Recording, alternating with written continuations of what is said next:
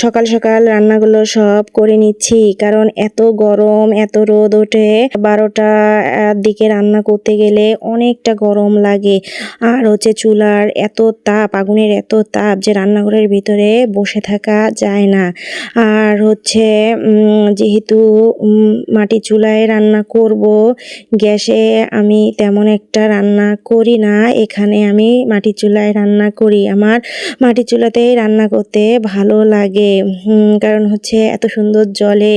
আর আমাদের অনেক খড়ি রয়েছে, সেজন্য ভাবছি যে আমি মাটির চুলাতেই যে কয়েকদিন থাকবো এখানে, এই চুলাতেই রান্না করব। গ্যাসে তেমন একটা রান্না করব না। আজকে খুব সকাল বলতে 6:30টার দিকে আমি এই রান্না বান্নাগুলো শুরু করে দিয়েছি, যেহেতু অফিসে যাবে সবাই, কাজ আছে সবার, সেজন্য।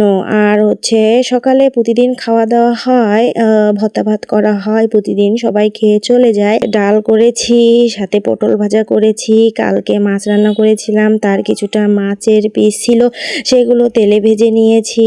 আবার ভর্তাও করেছি, গরম গরম ভাত দিয়ে সবাই এটা খেয়ে নিবে। তো তারপর এগুলো দিয়ে তো আমরাও খেয়ে নিব। তারপরে যেহেতু আবার আমরা দুপুরে খাবো, তো দুপুরের জন্য আমি আর কিচ্ছু রান্না করব না, শুধু একটু সবজি রান্না করব। সবজি একটু শুটকি দিয়ে একটু সবজি রান্না করব। আর বাচ্চাদের জন্য ডিম ভেজে দিব, বাচ্চারা ডিম দিয়েই খেয়ে নেবে। তো আমি অল্প একটু ডাল রান্না করে নিচ্ছি শুধু সকালের জন্য। আর এই পটল ভাজা, মাছ ভাজা, আলু ভর্তা দিয়ে সকালের খাওয়া দাওয়া হয়ে যাবে। আর এত গরম, এত রোদ পড়েছে, আমাদের রান্নাঘরের উপরে অনেক রোদ পড়ে।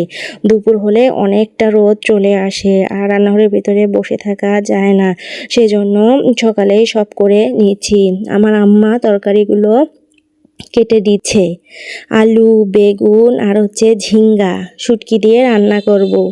উনি সব তরকারি কেটে ধুয়ে মরিচ পেঁয়াজ সব কিছু কেটে আমাকে দিচ্ছে, আর আমি এদিকে রান্না করছি। শুটকি ভুনাটা আগে করে নিয়েছি, করে নেওয়ার পর তারপর সেই শুটকির মধ্যে আমি সবজিটা দিয়ে দিয়েছি।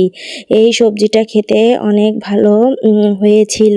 একটু ঝোলঝোল করে রান্না করব। তো প্রতিদিন তো 12টার দিকে রান্না করি, তো সেটাই ভালো লাগে কেন জানি।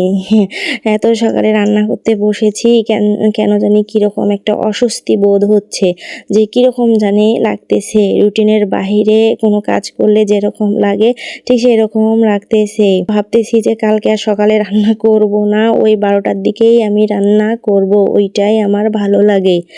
তো আজকে এ পর্যন্ত, সবাই ভালো থাকবেন, সুস্থ থাকবেন, আল্লাহ হাফেজ।